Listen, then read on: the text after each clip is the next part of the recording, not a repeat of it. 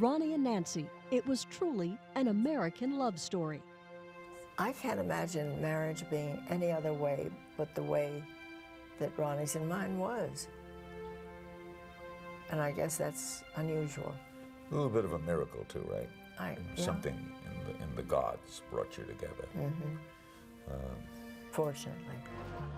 A relationship not based on politics or power, but simply admiration and affection. Together we're going a long, long way. Born Anne Frances Robbins in New York City, she lived and grew up in Chicago, known by the nickname Nancy.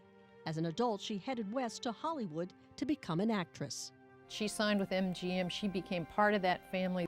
At first, Nancy Davis was busy, but in 1949, she found her name on a list of suspected communist sympathizers in danger of being blacklisted from the business.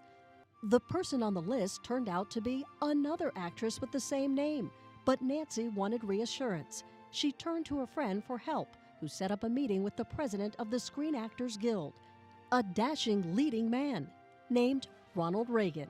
And thus began one of Hollywood's and Washington's most enduring romances. In fact, one of her last screen appearances was playing opposite her future husband in a movie called Hellcats of the Navy. Soon after, they wed. They raised a family, including their children, Patty and Ron Jr., and her husband's two children, Maureen and Michael, from his previous marriage to Jane Wyman. In 1966, Ronald Reagan began a second career as a full-time politician and was elected governor of the nation's largest state, California. Discharge the duties upon which Nancy was always at his side and always gazing at him with that loving stare. it was for real. That wasn't an actress.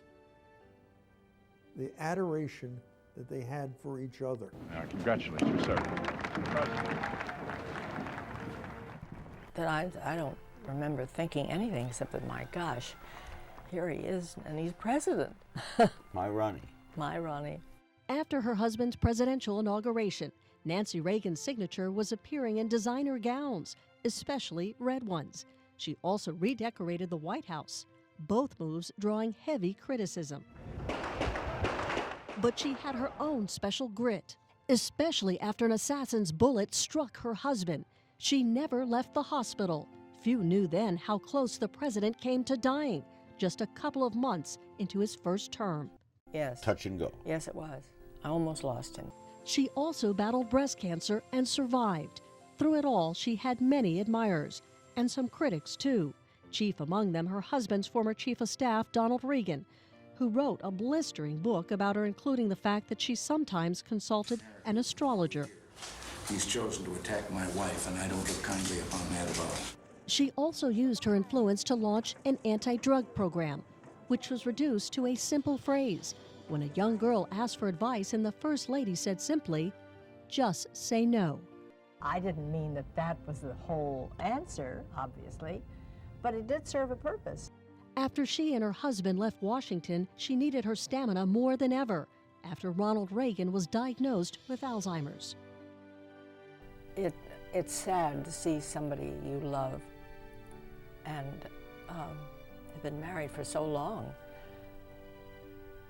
and you can't share memories. That's the sad part. Through it all, she never lost her optimism.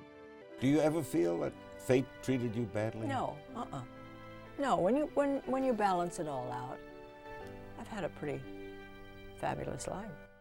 In 2004, President Ronald Reagan died. In one of her final public appearances, the celebration of the centennial of Ronald Reagan's birth, she said, I know that Ronnie would be thrilled, and is thrilled, to have all of you share in his 100th birthday. Doesn't seem possible, but that's what it is. Nancy Reagan, a strong woman in her own right, remembered also for her steady, unflinching devotion to her husband, both in and out of the spotlight.